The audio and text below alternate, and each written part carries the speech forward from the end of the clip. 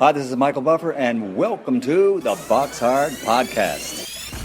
Hello, everyone. This is Mikey Garcia. Yo, it's your boy, the odd guy himself, Malik King Scott. Hi, I'm Charlie Edwards. This is Fast Eddie Chambers, and you're listening to the BoxHard Podcast with my main man, Joey Coastman. Hello everybody and welcome to episode 79 of the BoxHard Podcast. I'm your host Joey Coastman. I'm joined this week by the infamous Ayaz Sumra. Ayaz, how you doing? I'm good, Joey. How are you? Very good, my friend, very good. So this show is, as I said, episode number 79. To be honest, I really didn't see us going this far. I didn't think we'd actually be here at episode 79. So it is remarkable that we're still going. Thank you very much again for our continued support from the listeners.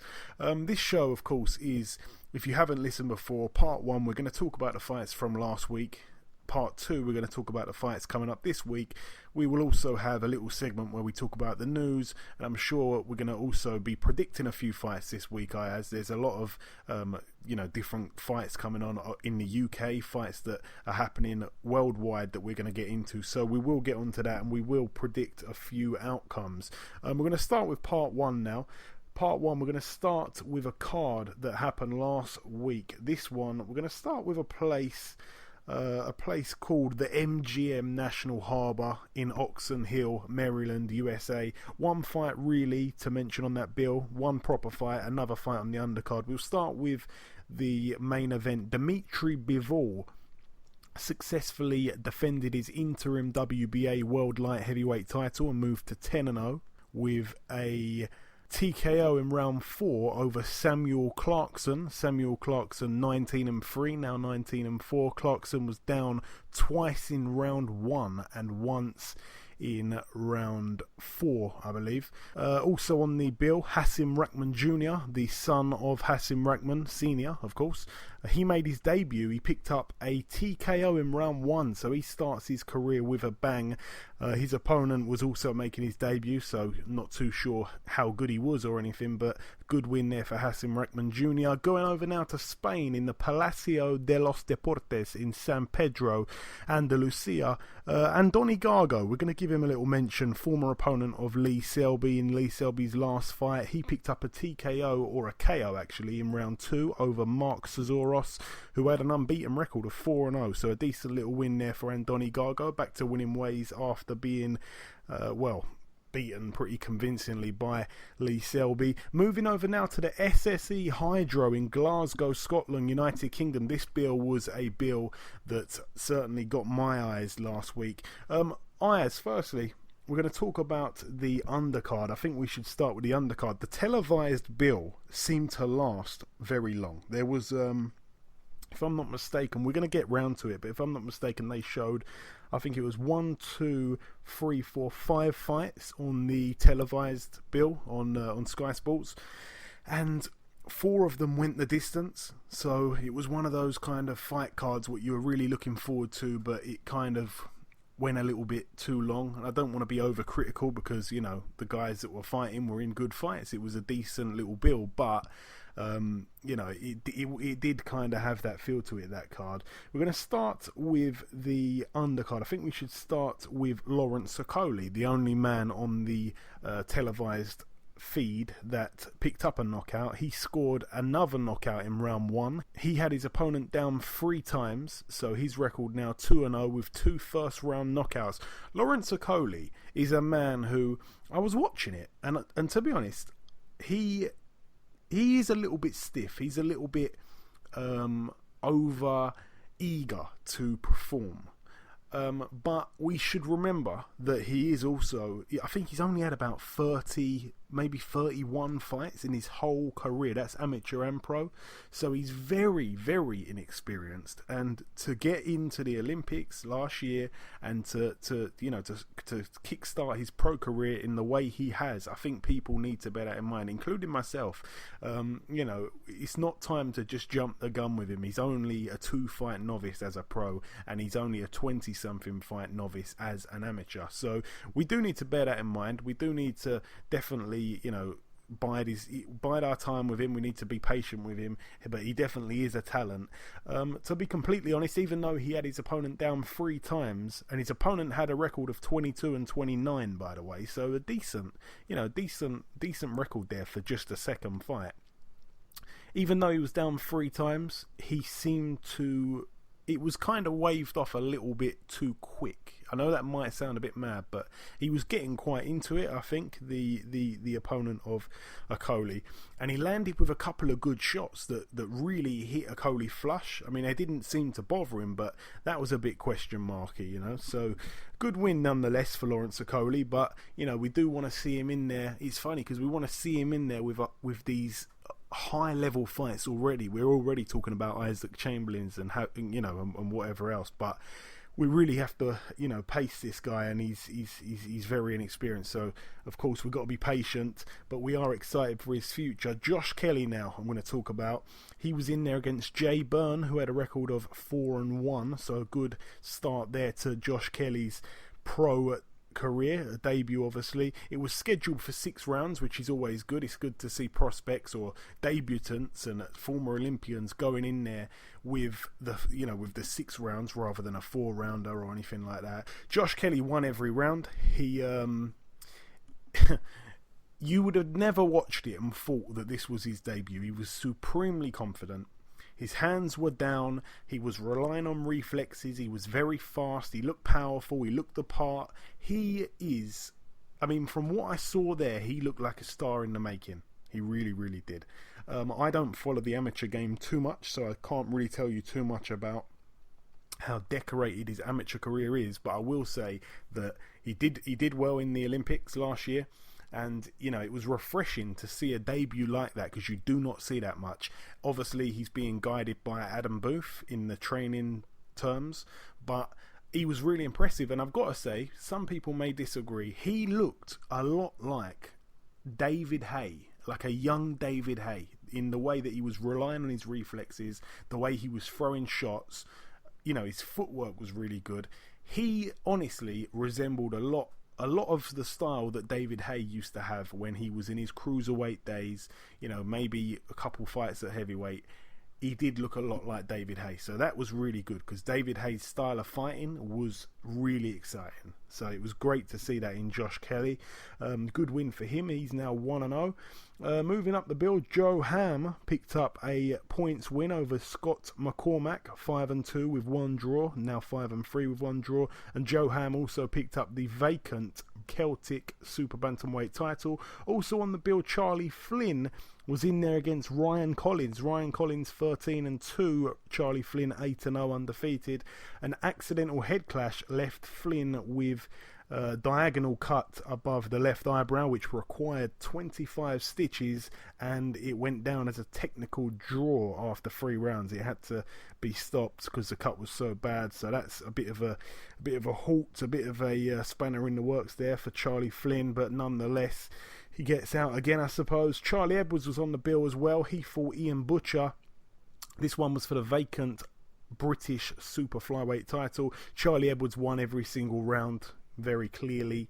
He was boxing really well. He seemed to be a class above Butcher, really. I think most people thought that going in. I certainly thought that. Barry Jones, he actually made a comment saying that he didn't think it was going to go all Charlie Edwards' way on last week's podcast, and he was wrong there, because it did go all Charlie Edwards' way. Butcher actually weighed in over the championship limit as well, so the title wasn't on the line for him. It was only up for grabs for Charlie, and Charlie did it. So good win for him. I'm pleased for him. He moves to double figure wins now, 10 wins, and of course the one loss at world level, we should remember. Ian Butcher, 16-3, but a valiant effort from him. Moving up the undercard now, again, Scotty Cardle. He was in there against Robbie Barrett. Robbie Barrett, a huge underdog. Scotty Cardle 21-0 with the one draw, undefeated. Robbie Barrett 14-2 with one draw. It was the third defence, well I should say the fourth defence, because Scott Cardle won the British title, defended it twice, got a draw, so he needed to defend it that last time, the third time. Once he did that, he would win the belt outright. This was his fourth and final defence, I should say, and he put his opponent down in round 2. And he also put his opponent down again in the fight. I can't remember which round it was. And it ended up being a majority decision win for Robbie Barrett. A real upset there. He definitely deserved it. He won pretty much. For me, he won pretty much every round apart from the 2 rounds he was knocked down in. And those 2 knockdowns, especially the first one, he seemed to get hit with a shot. Fair enough. But he was off balance, and Cardle's foot was behind his foot, so he kind of went backwards and tripped over his foot. So it wasn't really, I suppose a punch did land. It was hard for the referee to determine that in a split second, but the knockdowns were not, he wasn't hurt in those knockdowns at all. He did seem to gas a little bit as well, by the way, Robbie Barrett, by the latter rounds, whereas Cardle's got a good gas tank. Cardle was cut and everything. We've seen that before. Cardle's a warrior, but it was not meant to be. And unfortunately, a lot of people are very happy, because a lot of people criticise Scotty Cardle's opponents. He hasn't really had the best opponents when defending his title. Luke Campbell's been kept completely the other side of the room to Scott Cardle in the whole time. Luke Campbell's been a pro, and we do want to see boxers coming through winning these proper titles, going the traditional route, maybe getting the English, the British, moving on to European, then world, and we expect those kind of things from Luke Campbell, but he's surpassed that and gone on to the WBC internationals and stuff like that, and the WBC silvers, which it's all good and well, but for me, I'm not a huge fan of it. I do like seeing people move quickly, but I also do like the traditional way. I suppose you can't get both all the time. But that's it for the undercard. Moving over now to the main event. Ricky Burns 41-5 with one draw going into this fight. Julius Indongo 21-0 with 12 knockouts. We didn't know too much about Indongo. He was the IBF World Super Lightweight Champion, obviously the IBO Super Lightweight Champion as well, and Ricky Burns was putting his WBA World Super Lightweight title on the line as well. It was a unification fight. Wow.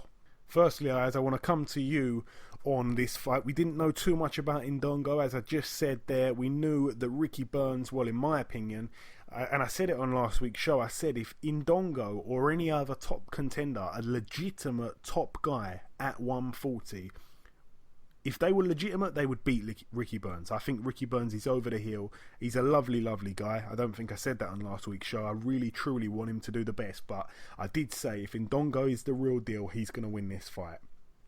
And he turned out to be the real deal. Many thought he was very tricky. We know that Ricky doesn't get on too well with southpaws. We saw that against Crawford. He just couldn't work out Indongo, in my opinion, here. And Indongo comes and does the job. I don't know if I made it official. I wish that we did do the predictions now, Ayaz, because I would have said points win for Indongo. He only had 12 knockouts, even though he was coming off of a real brilliant knockout in the first round against Troyanovsky.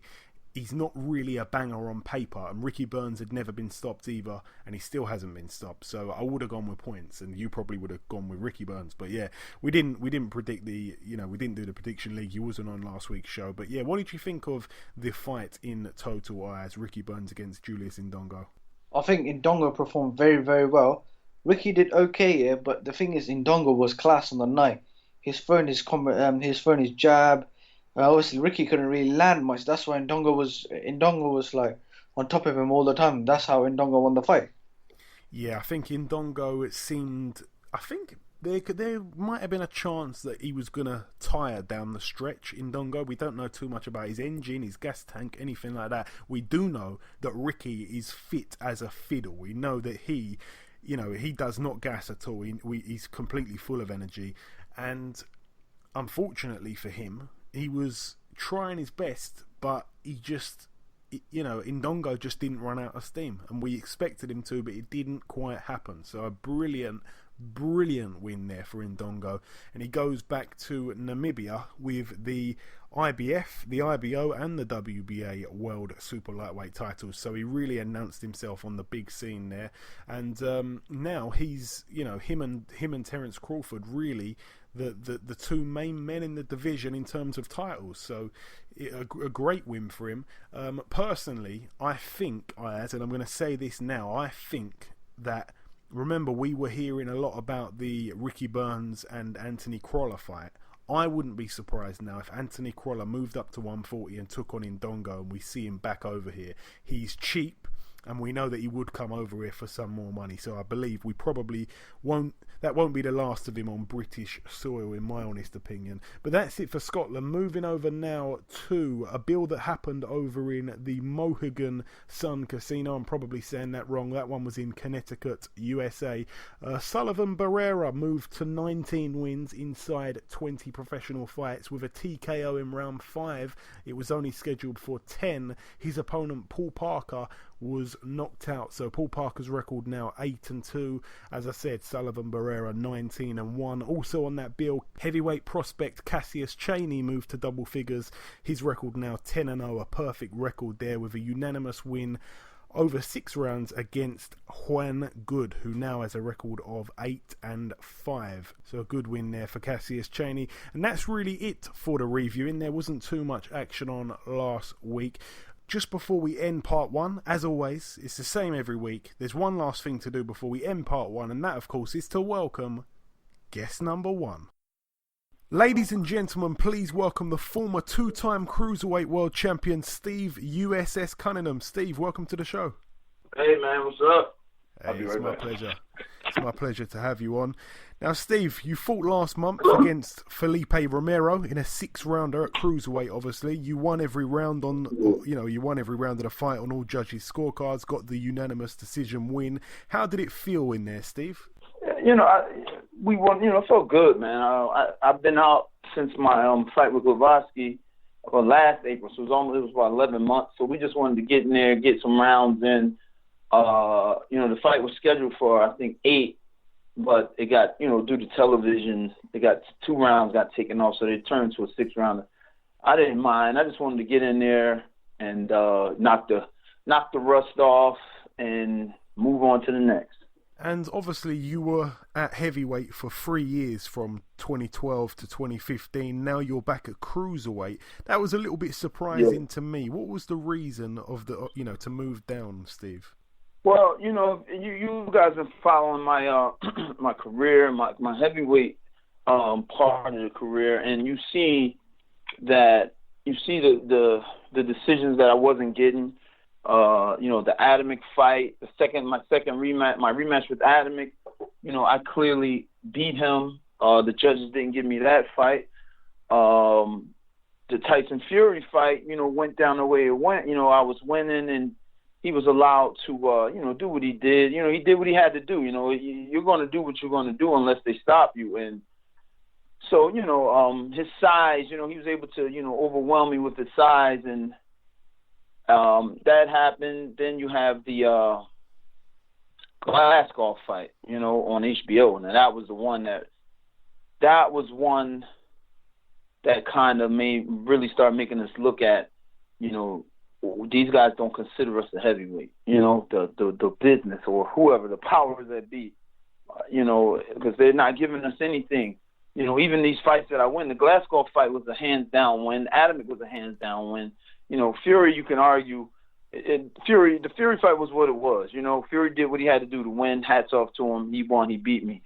But we thought, some things could have been done to offset that. But so then I fight Antonio Tarver, and here it is. This guy is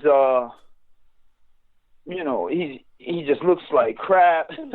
He looks out of shape. He you know what I mean? And I outland him, I out power punch him. I literally beat him also, and they call it a draw. And that's when, we just made the decision to go, hey man, maybe we need to go back down to cruiserweight. I mean, now I'm with Al Heyman. He's got the cruiserweights fighting in America on television, and they're making decent money, here, through PVC. So we were like, hey man, let's go ahead, man, because that was my main reason for leaving the cruiserweights originally. I didn't want to have to go to Europe all the time for every fight, and it was just, that was my main reason. No, that makes a lot of sense. It's funny you mentioned Glazkov there. He's had, he's been lucky with some of his decisions. I remember when he fought Malik Scott, that was, I just don't know how that fight outcome came about. And then he got landed with some bad luck when he took on Charles Martin that night. But yeah, it is what it is. So, Steve, what's next for you? Do you know when you're next out, when you're next fighting at all? Well, we're working on that now. We're looking at one of these champions. We've got some good champions out here, man. You've got Gassiev, you've got Bradis, you've got Usyk. You got Shumanev, who's got a piece of the WBA, and we've got Usyk. So I feel I fare good against all of them. The champion in me, man. I'm a 2-time world champion, and what excites me is the challenge. So, I see a young guy like Usyk, young, undefeated. That's a challenge for me. I would really thrive and get up for that fight. All of these guys, all these champions. So, the cruiserweight division is very lively, it's good. And, then you have Tony Bellew. I guess, he got rid of his WBC, or I don't know. Did Huck and Bradis fight for that? Yeah, it got, he got stripped of that, yeah. I think he's been made the Emeritus champion. I think he can come back and fight for it straight away, sort of thing. But I don't think he's going to be a cruiserweight, to be honest, anymore.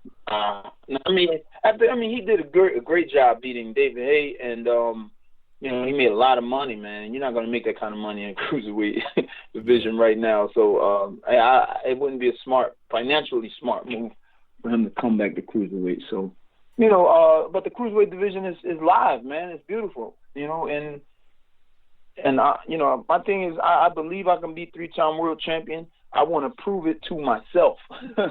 You know what I mean? I want to go out and do it. So that's why I'm here. That's why I'm still here. Yeah, it's interesting you said that. I agree with what you said about Bellew there, and the cruiserweight division is hotting up. You're still pretty much the undisputed #1 American at cruiserweight, that's for sure. You named a few guys there, Steve. You named a few guys. You named the champions there, about 4 or 5 names. Have you got anyone in particular out of those guys that you target as the man you'd like to fight most? They told. I guess they have Usyk as the #1 cruiserweight.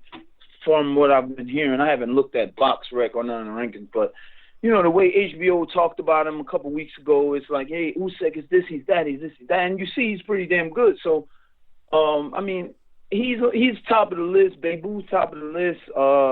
It doesn't matter. Listen, you guys know me. I'll fight whomever, whenever, and we'd be ready to roll. And obviously, you've been a pro now for 16 years. You said just there you want to prove to yourself that you can become a 3-time world champion at cruiserweight. Is that the sole thing that drives you and motivates you forward at this point in your career, Steve? Not the sole thing, but it's one of the driving forces. I love what I do. I really like boxing. I really love it. I really, I just love the challenge, and I love staying in shape. I'm 40 years old and I feel great. I look great and I perform at a high level, at a championship level. So I'm just that drives me. Just having something to do drives me. But being world champion, 3-time world champion now is such a driving force now that it really motivates me. Yeah, no, that's fair to say. And it's going to be 4 years in a couple of days since you fought Tyson Fury. You mentioned that fight just briefly there. What do you remember of that fight, Steve? It was definitely a fight where I thought you was ahead. And then, as you say, Fury did what he had to do. But it was a very entertaining fight while it lasted, that's for sure.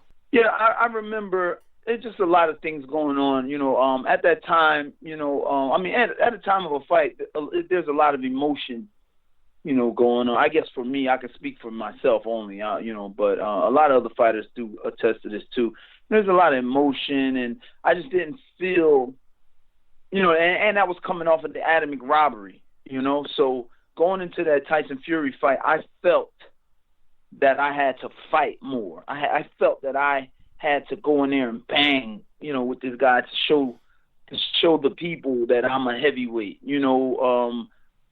and that's kind of what allowed Fury to, get at me, because I stayed in the pocket more. I even was, tangled up with him some, and just allow him to lean on me. I should have used my legs more, but going into that fight, man, it's like, wow, I'm fighting this huge guy, but it's like, all right, size means nothing, so we're just gonna go do what we got to do. And I remember after the knockdown, I hit him with a few more good, clean shots that wobbled him, and one he kind of fell on me and leaned on me, and but then he started just keeping his hands high and walking down, walking, laying on me. Good tactic on his part. But I remember right there, I did get a little winded, but I know I get a second and third win in the fight. So that round where he got the KO, I was thinking before that,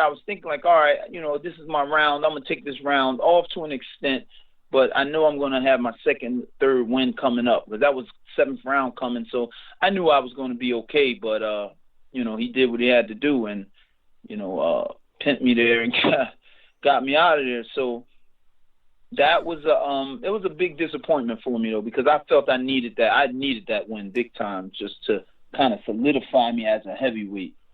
And I do want to ask you, Steve, obviously after that, it ended the way it did, a little bit controversially. You agreed to help him with sparring in the lead up to the Fury vs. Hay fight, which, quite surprisingly, after a little bit of bad blood between you both in and around your fight, surprised a lot of people. What were your reasons for going to his training camp, and are you both cool now? Yeah, we're cool now, man. I mean, I'm not I really got a chance to mingle with him, Hilgi, and Peter. Peter was the one who really stood out to me. He's a real stand-up guy, man. I really liked dealing with Peter. There was no funny business. It was all business, and they told me what they wanted from me, why they wanted me there. My wife struck a pretty hard bargain. They met they met her demands, and we got there. I'm not one of them guys to carry a grudge unless you've really done something, And after the fight, Brother Nazim, my trainer, he said about Fury. He said, man, listen, if I was Fury, I'd have did the same thing. Because he's like, there's no way Fury was going to outbox you. There was no way Fury was going to beat you at a boxing match.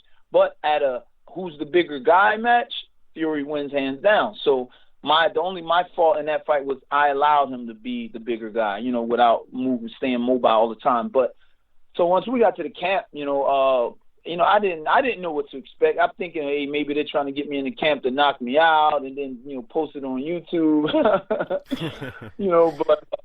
But then come to find out, they were a little concerned with me, like, is he here to knock Fury out, or try to knock him out, try to hit him again with that overhand, and but we all came to, I guess by the second week, it was mad comfortable, man. We were all laughing, joking, giggling. We went to Amsterdam together, and just as a team. I was part of this team. I've been in numerous training camps. Vladimir, I mean, you name them. Oliver McCall, Larry Donalds. I mean, tons of training camps, and I'm a team player. I know why I'm there. Even as a world champion, I've sparred with Chris Bird numerous times, and I'm there to help this guy get ready for a fight. You know what I mean? So that same thing with Fury. I wanted to see that fight badly, though, him and Hayes. That would have been an entertaining fight either way. But sad that it didn't go down.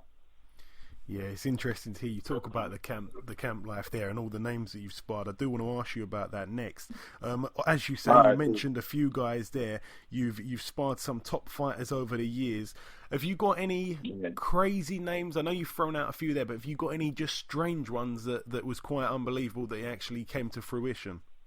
I got a chance to spar with Keith Holmes for the Bernard Hopkins fight. Remember when they had that middleweight tournament going on with Trinidad, Joppy, Holmes, and Bernard. So I got the opportunity to go spar with Keith Holmes for his fight against Bernard Hopkins. That was epic for me. And that was when I had like 2 or 3 professional fights. I got a chance to spar with Fernando Vargas when he was an amateur. Well, no, when I was an amateur, I was a young amateur, like 11 fights.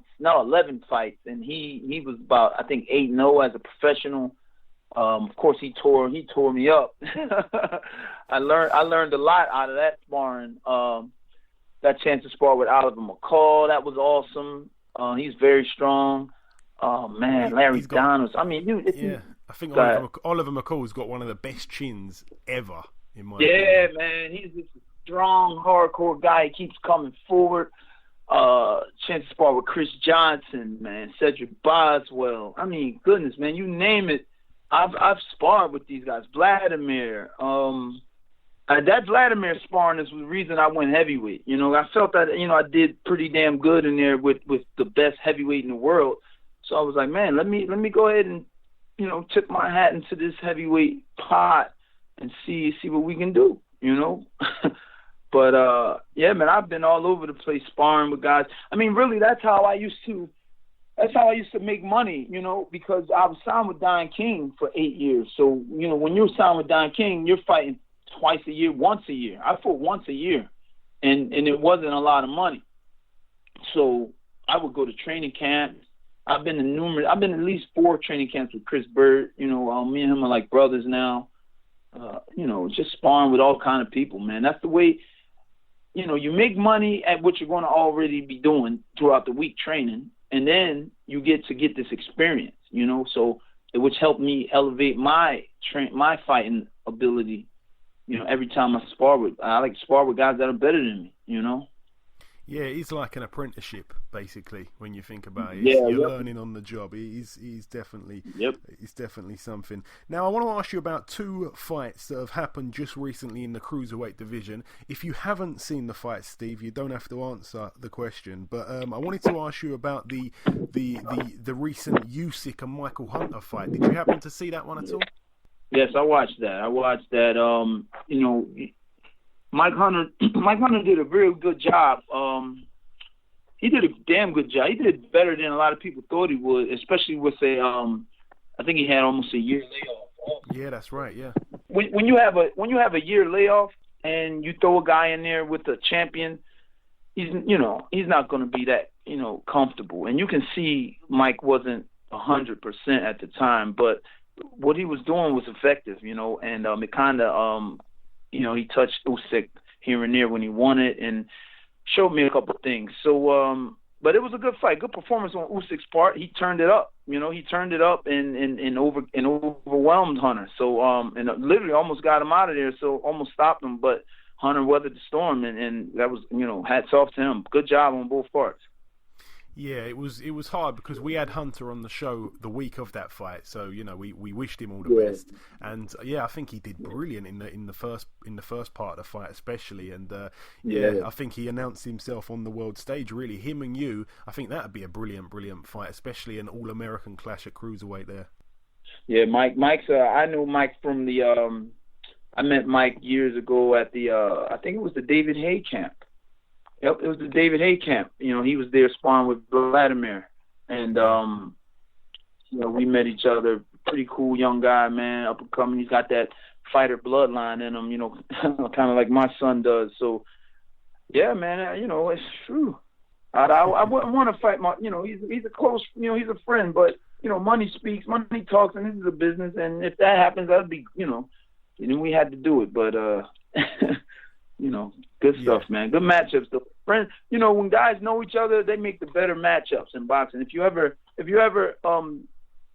watch the fights where guys know each other or they're friends, those are some of the best fights. Yeah. Sometimes that is the case. It wasn't really the case against Deontay Wilder and Malik Scott. That one, I didn't really like seeing that one, to be honest. But I'm not going to speak too much on that. There's a lot of speculation about that, but hey, man. Another fight, Steve, I want to ask you about, if you did happen to see it. You mentioned it as well. Maris Bridis against Marco Huck. Did you manage to see that fight at all? Yeah, I saw a majority of that fight. It was a good performance on Bridis' part. I mean, the thing is, Marco Huck could only do so many things. I mean, not can only do. He only does so many things. Marco Huck doesn't utilize the jab. He doesn't utilize lateral movement. He just utilizes go and oomph, and he throws big shots and he tries to get you out of there. The crowd loves it when it happens and it works, but he's been doing, that's all he's been doing all his career, and that's one thing we noticed when I fought him in 2007, is that this guy's he's a brawler, so all you have to do is box this guy. Bridis kind of out-brawled him and boxed him, Bridis, and he's strong too, so, all of that's it, Huck, man. It was a good win, very good win for Bridis. Yeah, I absolutely have to agree. And coming down to the last couple questions now, or the last proper question anyway, Steve. A big matchup happening in just a few days' time now. Joshua against Vladimir Klitschko. How do you see that big clash unfolding? Oh man, with Vladimir's last performance, against Fury, you don't know what you're going to get, because there's two things to this. If we get to Vladimir that fought Fury, of course Joshua stops him.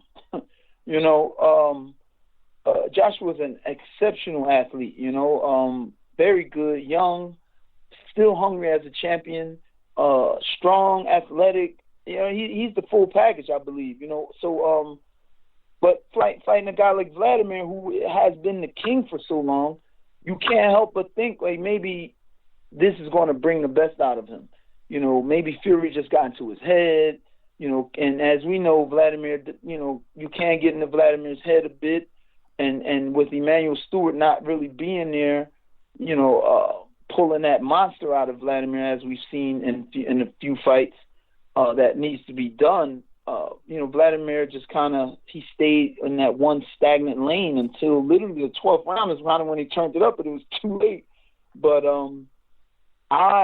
But then you also got to realize Vladimir, when he goes up against guys that he sparred, he's more confident and he does more things. So he sparred Joshua before, so he feels he can get Joshua. So he might go for it. So I don't know, man. I can't call this fight, man. I'm just going to sit back and watch and enjoy the show, enjoy the fireworks. Yeah, it definitely is a fight that everybody's looking forward to in every part of the world, to be completely honest. And the final question for you now, Steve, this is a question that I ask to everybody, to be honest, that we speak to from overseas, whether it's the USA, anywhere else. I want to ask you now, I'm going to put you on the spot a little bit here. Who would you say is your favourite UK fighter? It can be past, it can be present, from any era. Who's your favourite fighter from the UK, Steve? Oh, man, past? Johnny Nelson, man. Really? Yeah, man. I used to, when he was the WBO Cruiserweight champion. That's and, right. I just used to watch him, and I think I just came on the scene, like just got into the rankings, or, really just broke into the world rankings, and I was like, oh, man, just looking at, the guys I would probably have to fight if I was up at that level, and Johnny Nelson stood out, and especially at his age. He was still, defending his title and winning. I just really, that stood out with me, man. And his athleticism, his build, and I just watched him like, wow, man, this dude's pretty decent. But I mean, listen, the UK, you guys got some awesome dude. I mean, all the cruiserweights from the UK I watched. Enzo, Carl Thompson. Oh man, but you guys got some serious fighters. Just all across the board. Kell Brook is a favorite I like to watch. The dude is pretty exceptional. But Johnny Nelson is the one that stands out to me, on the top. Hey, that's fair enough. It's the first time we've had Johnny Nelson nominated on that question, but I'll take it. Right, Steve, listen, it's been a real pleasure having you on the show. I want to thank you for giving us a piece of your time. I wish you all the best in your goal to become a 3-time world champion, and no doubt we'll catch up again soon. Yes, sir. Take it easy. Okay, now it's time for part 2 on this week's show. This part, the famous preview part. Just before we get into the previewing, though, we're going to go over to Ayaz with the hottest news of the boxing world this week. Eleider Alvarez will defend his WBC boxing silver light heavyweight title against Jean Pascal on June the 3rd at Bell Centre in Montreal, Canada. Yes, Eleider Alvarez is a guy who's in the mandatory position, if I'm not mistaken, to take on Adonis Stevenson. Now, Adonis Stevenson paid him some step-aside money to take on a guy who we're going to be talking about in a moment, Ayaz. I know you've got that on a piece of news, so we're going to talk about that in a moment. But basically, Eleider Alvarez is a real good prospect, and you know he's been campaigning in Canada, and obviously Jean Pascal also campaigns in Canada, so that is a good fight, in my honest opinion. I don't think that Pascal's as good as what he was a couple of years back, but for me, that's a brilliant fight. I really like that fight. That's really all I'm going to say on that one, but yeah, that's a great fight. What date was that, Ayaz, again? June the 3rd. June the 3rd, yeah, definitely one I'm going to be putting in my diary. Adonis Stevenson will defend his WBC light heavyweight title in a rematch against Andres Fonfara on June the 3rd at Bell Centre in Montreal. Okay, so it's going to be on the same bill. Okay, so yeah, as I just said there, Adonis Stevenson's paid Eleider Alvarez some step-aside money so that he could face, originally he was going to be taking on Sean Monaghan, or Monahan, or whatever his name is.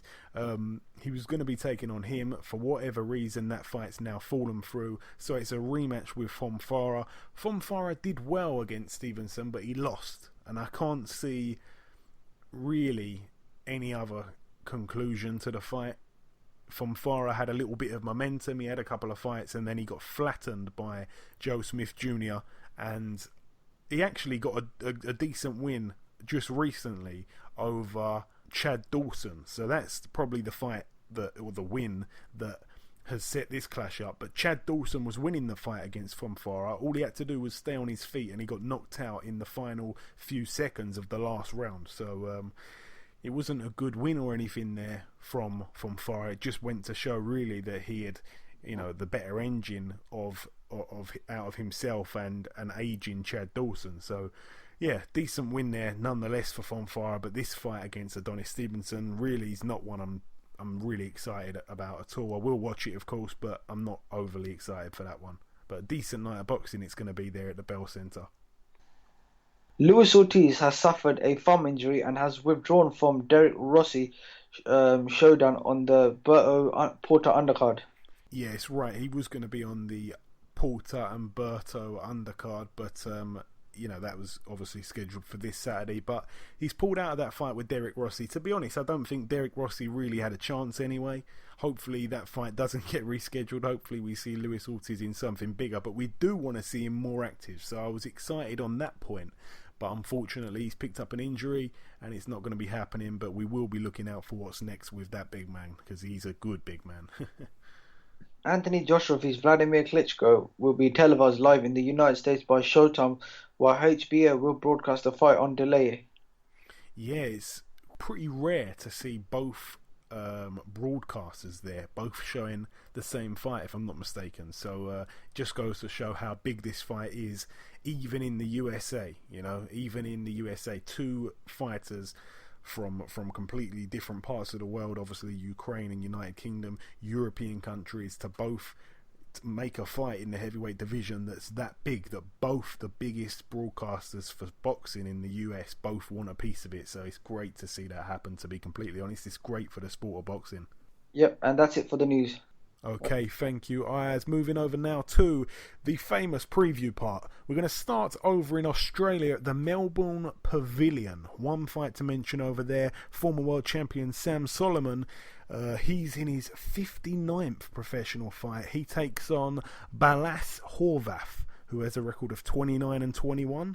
Sam Solomon obviously 44-14. It's a 10-rounder there at middleweight. That's it for Australia. Moving over now to Finland. Johan Duapus, his record at the moment 34-4. He's in an 8-rounder at heavyweight against David Gogoshvili, who has a record of 17-4. Just thought we'd mention that one anyway.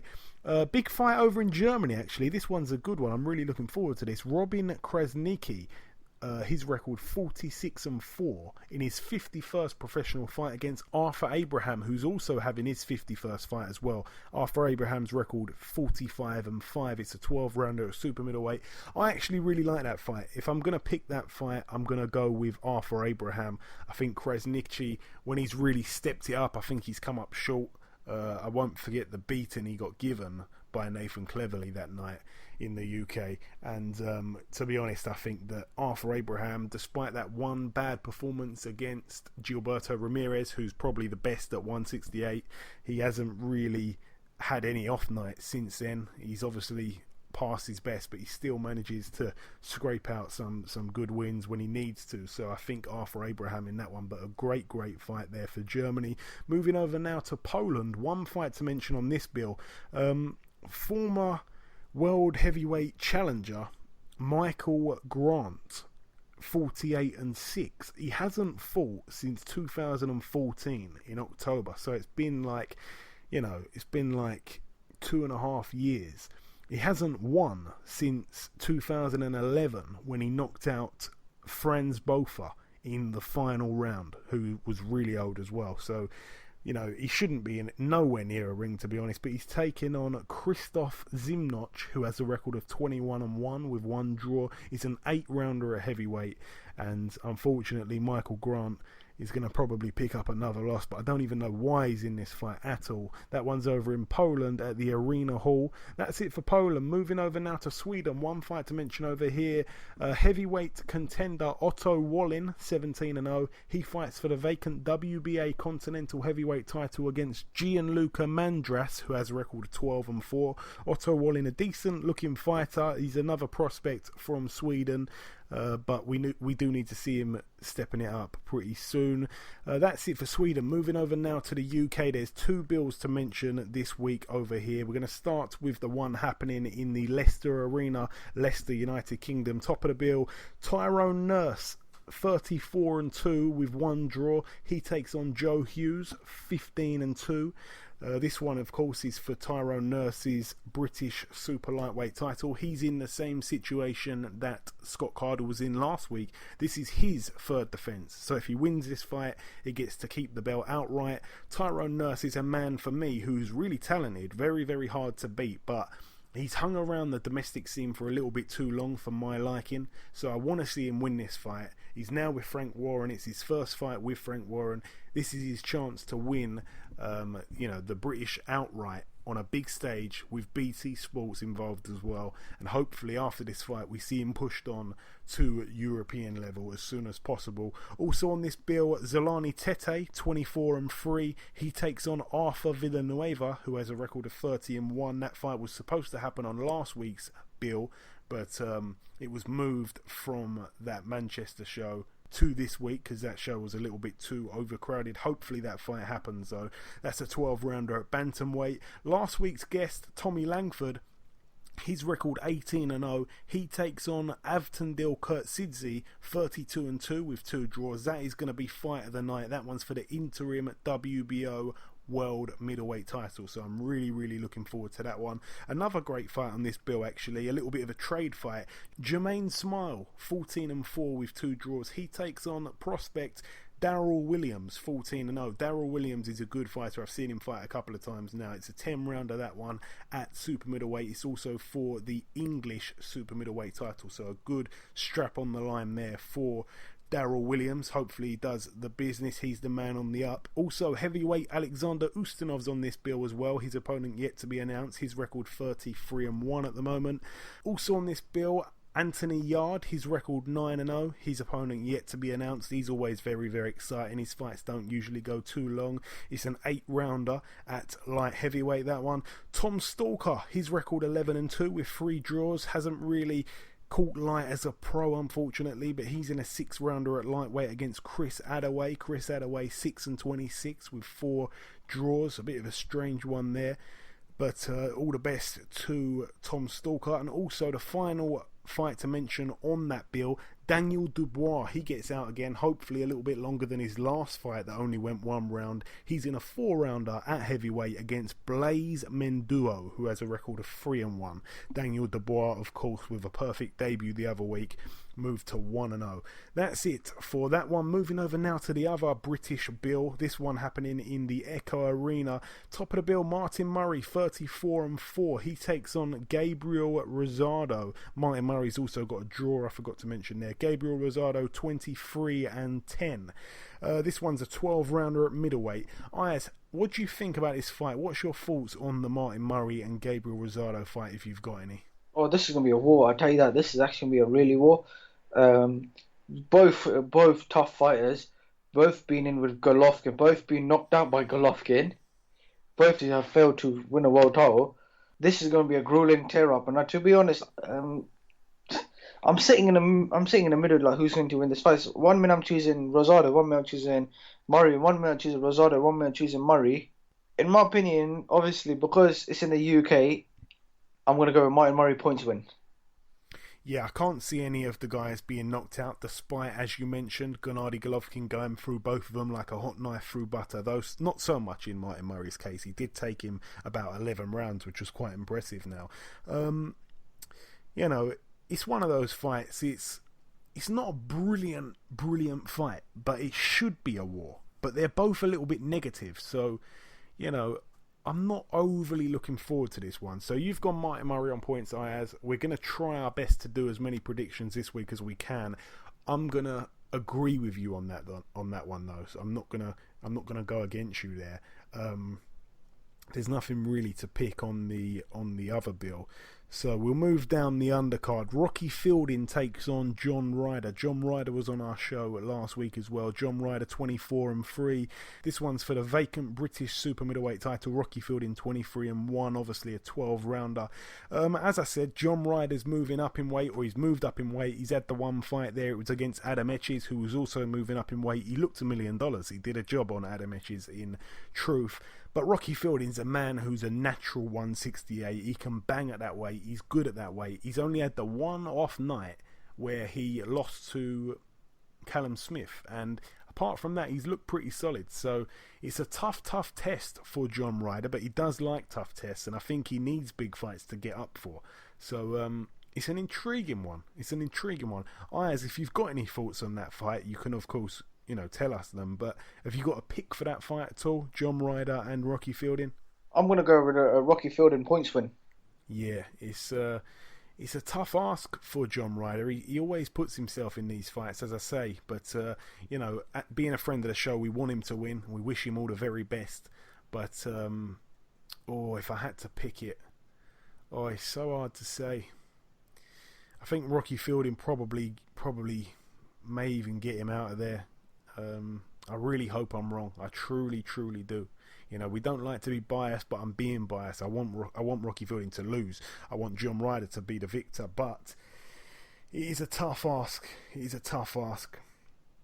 As I say, he's only had the one fight at super middle. I think I'm going to go with Rocky Fielding to win by knockout inside the distance, but I so hope that I'm wrong. I hope that we're both wrong. I hope that Rocky Fielding loses. I hope that John Ryder does get the job done, but I will go with Rocky by knockout. At the moment, it's 4-3 on the prediction league. As we said, you got a step closer when it was 4-2 by picking Lomachenko to win by knockout over Jason Sosa. I had him to win on points, so it is very close. There's just one fight in it. Moving down that undercard, Sean Dodd 12-2 with one draw. Sean Masher Dodd, of course, he takes on Lee Appleyard 10-2. This one's for the vacant Commonwealth lightweight title. We wish Sean Masher Dodd all the very best. He's been a bit unlucky, to be honest, in a couple of his fights, so we hope he doesn't have the luck against him in this one. Joe Cordina making his debut. That's going to be a good thing to see. He, of course, is another Olympian that Eddie Hearns signed and inked on the dotted line. So Joe Cordina, we know he's one of them guys. He's almost definitely going to be a star as long as he stays focused, stays dedicated, and stays grounded. So it's going to be interesting to see what he's got on his debut. And that's it for the 2 UK bills. Moving over now to, well, in fairness, this one's also in the UK. This one in Northern Ireland. One fight to mention over there on this bill. This one's at the Devonish Complex in Belfast. Mike Perez, the heavyweight Cuban, he's been off the scene for quite a while since he got stopped by Alexander Povetkin in the first round, I believe it was. And that was a couple years ago now. So Mikey Perez gets out again. His record at the moment, 21-2 with 1 draw. It's going to be interesting to see what he's got left. He definitely needs to dedicate himself to the sport if he's going to get anywhere, if that's even possible. I think time is definitely against him at the moment. Another bill to mention, again, this one's in the UK. My apologies saying there was only 2 bills. Big sexy Sean Turner, he's in his 11th contest. He's got a perfect record at the moment, of course, 10-0. He takes on Kamil Sokolowski, who has a record of 3-9 with 2 draws. Moving over now to the final 2 bills. I believe it's the final 2 bills of this weekend. This one's a great bill. This one is the best bill of the weekend. I'm not sure if anybody's picked it up. I think maybe Box Nation might have picked it up, in truth. Top of the bill, Oscar Valdez, 21-0. He takes on Miguel Mariaga, who's a real banger, 25-2. That's a great fight for Oscar Valdez's WBO World Featherweight title. I'm really looking forward to that one. Jesse Magdaleno defending his WBO World Super Bantamweight title, the title he won from Nonito Donaire. His record 24-0. He takes on Adilson Dos Santos, who has a record of 18-2. We've seen Adilson Dos Santos come over to the UK and take on Kid Galahad. I think it was maybe his last fight before his drug ban, and he got outpointed by Kid Galahad pretty conclusively, so it's going to be interesting, that one. But I think Jesse Magdaleno will do a job on him. And finally on this bill, it's a great bill, as I did say, Gilberto Ramirez, we talked about him earlier. He's in his 35th pro contest. His record at the moment, a perfect one, 34-0. He takes on Max Bursak, 33-4 with 1 draw. Gilberto Ramirez puts his WBO World Super Middleweight title on the line as well. A lot of people, including Joe Gallagher, believe that Gilberto Ramirez is the main man at 168. Max Bursak, we was going to see him in there against Billy Joe Saunders at some point last year, but due to a few injuries that didn't come off. And of course he gets a big shot here at Gilberto Ramirez, but I believe he will get the job done. And another fight to mention on this bill, the pro debut of Shakur Stevenson. He's in a 6-rounder at featherweight. He takes on a man called Edgar Brito, who has a record of 3-2 with 1 draw. Shakur Stevenson obviously signed, if I'm not mistaken, by Andre Ward, and he's a real talent, Shakur Stevenson. So it's going to be a pleasure watching his pro career unfold. Final bill of this weekend, over at the Barclays Center, Brooklyn. There's a lot of boxing on this weekend. This one, of course, in New York, USA. We're going to talk about the 3 undercard bouts. We've got 2 undercard bouts, then the main event. 2 undercard bouts, both for world titles, but the main event is a non-title bout. We're going to start with the first undercard fight. Amanda Serrano, 31-1. She takes on Dahania Santana, who has a record of 35-8. That should be a good fight, looking at the 2 records on paper. It's for the vacant WBO World Female Bantamweight title, so all the very best to both ladies in that one. Jamel Charlo, the remaining Charlo at 154, he takes on Charles Hatley. Charles Hatley 26-1 with 1 draw. Jamel Charlo 28-0. He puts his WBC World Super Welterweight title on the line against Charles Hatley. As I said, that should be a real good fight. I know Charles Hatley was furious at both of the Charlo brothers. He really wanted a shot. I think, to be honest, he's probably in too deep a little bit. Jamel Charlo seems to be pretty special, although Jamal Charlo seems to be very special. Despite moving up to 160, I believe he's going to be a force at 160 because he's seriously full of talent. And the main event, Ayaz, I'm going to go to you for the predictions on this one as well. Firstly, your thoughts on this fight before we talk about the predictions. Sean Porter, 26-2 with 1 draw in one corner. In the other corner, Andre Berto, 31-4.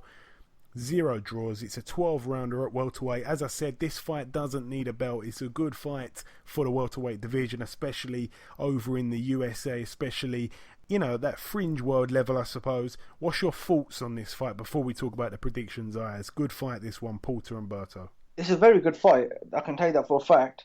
They're both ex-world champions.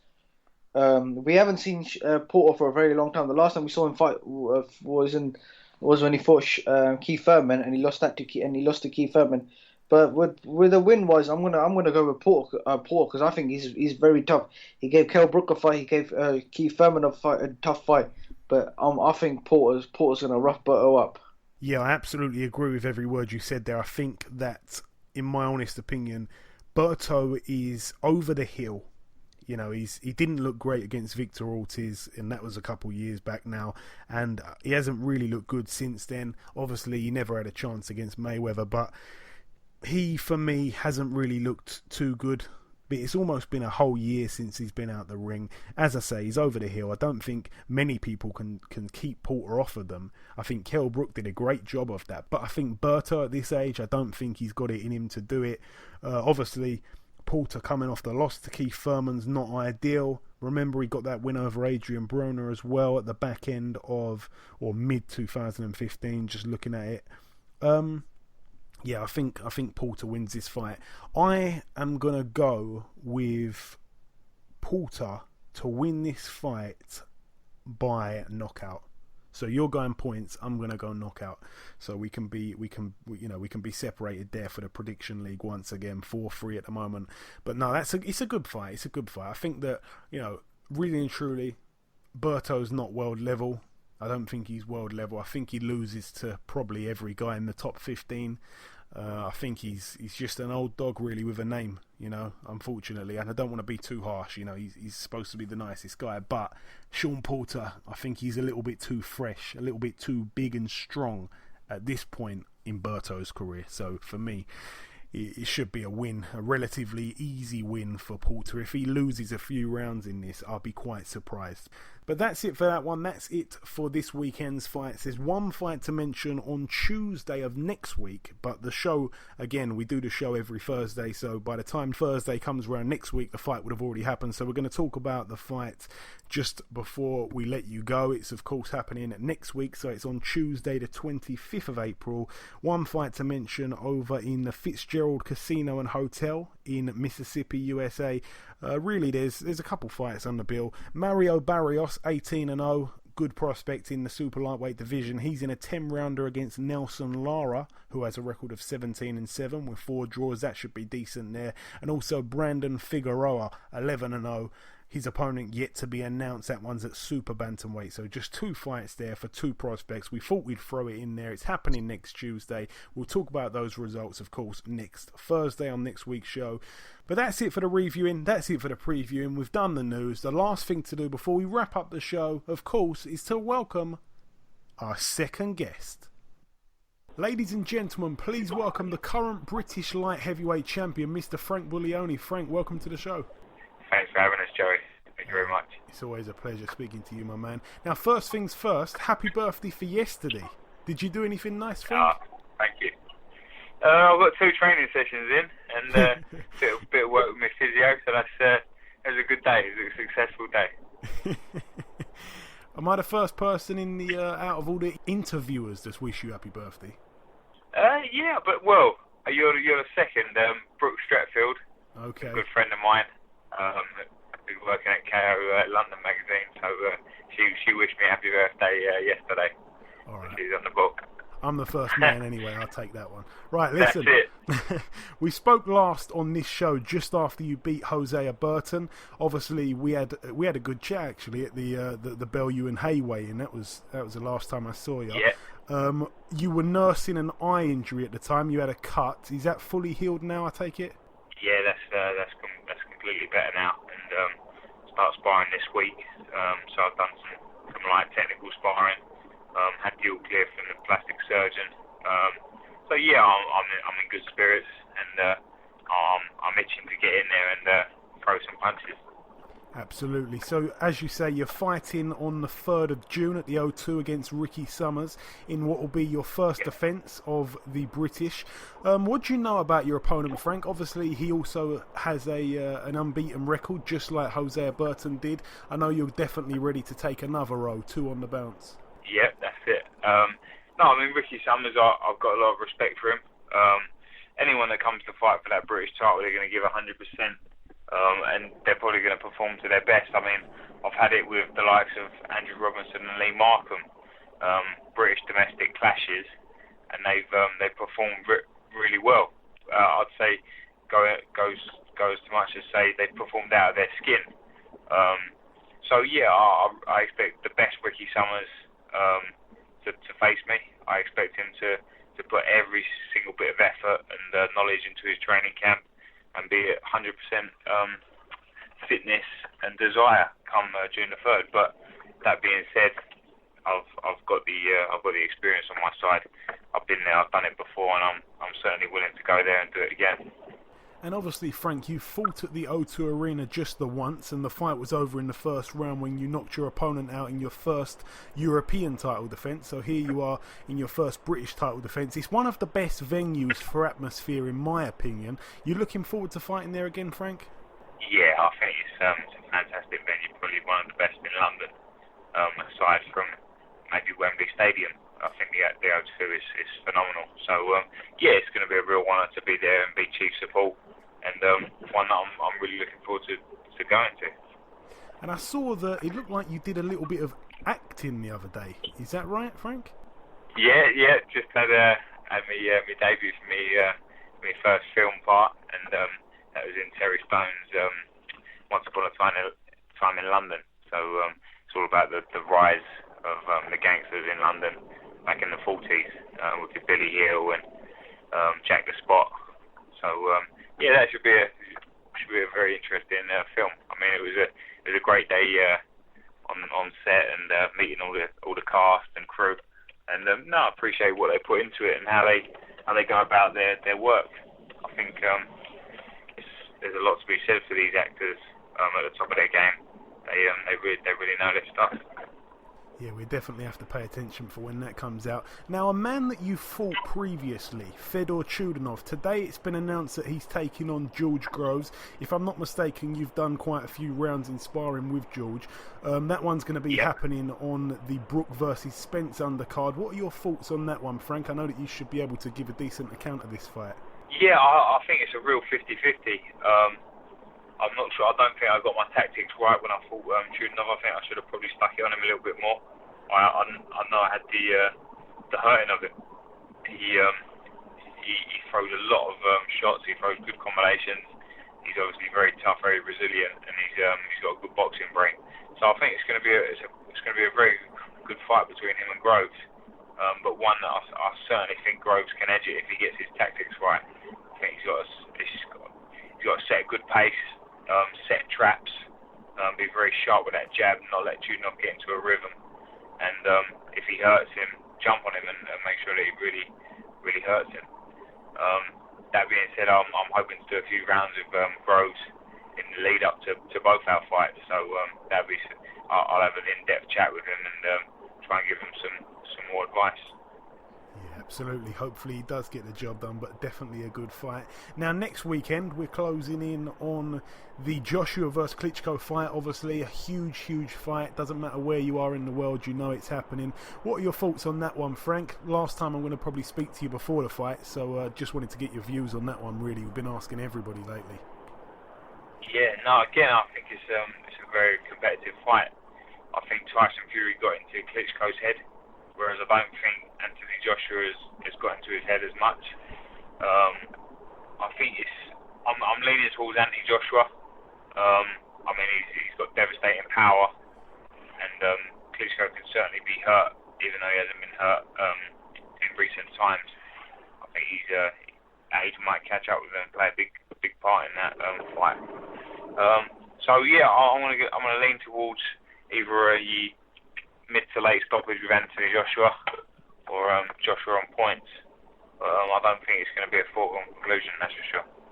Yeah, definitely an intriguing fight nonetheless. Two last questions for you now, Frank, before we let you go. When we last spoke, it was a rumoured fight, but now it's on. Chisora versus Helenius, the rematch is on. I just wanted to basically ask, how's Derek looking at the moment, obviously being a gym mate of yourself? Yeah, he's really putting the work in. Every time I've been in the gym and he's been training before me, he's been putting his miles in on the road as well.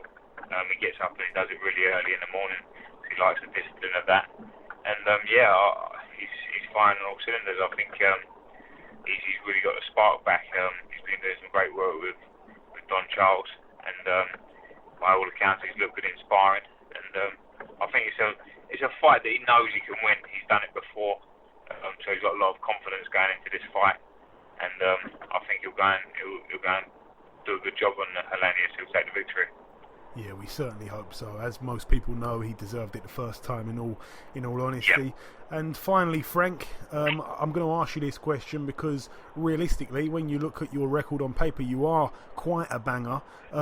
How do you see yourself winning your fight? If you've got a prediction for us against Ricky Summers, June the 3rd, O2 Arena. I'm going out there to do a number on Ricky Summers. I won't leave a stone unturned in training camp. I was flying, getting ready for the March the Full show before the cut happened. So I expect the training to go the same. Obviously without any illnesses and injuries. I expect to go in there and win quite predominantly. Whether that comes with a stoppage, I think Ricky Summers is a very tough, strong guy, and he'll want to stay in there for the full 12 rounds. But I'm going to do my utmost to make that very, very difficult for him. So it'll either be a wide points win, or I'll get him out of there. I would say that it'd probably be a late stoppage, because I come on strong in the later rounds. But if I catch him early, I'll certainly jump on him and take the opportunity. So if I was a betting man, I'd be looking at mid to late stoppage or a wide points victory. Okay, bad news for Ricky Summers. Now listen, Frank, as you know, it's always a pleasure, my friend. Enjoy yourself tonight. Thanks for giving us a piece of your time, and we'll speak again after your fight, of course. Joey, thank you very much. Thanks for the exposure and the interview. And that wraps up what has been episode 79. That makes it 159 guest appearances in 79 shows, just over the equivalent to 2 per show. Steve Cunningham was world champion number 30 we've hosted on the show as well. It's been a pleasure bringing you yet another episode of the BoxHard Podcast. A big thank you to our 2 guests, the former Cruiserweight King Steve Cunningham and one of the coolest cats in boxing, the British light heavyweight champion Mr. Frank Buglioni. I've been your host, Joey Coastman. Ayaz Sumra has been Ayaz Sumra. We hope you enjoyed it, and we'll see you next week.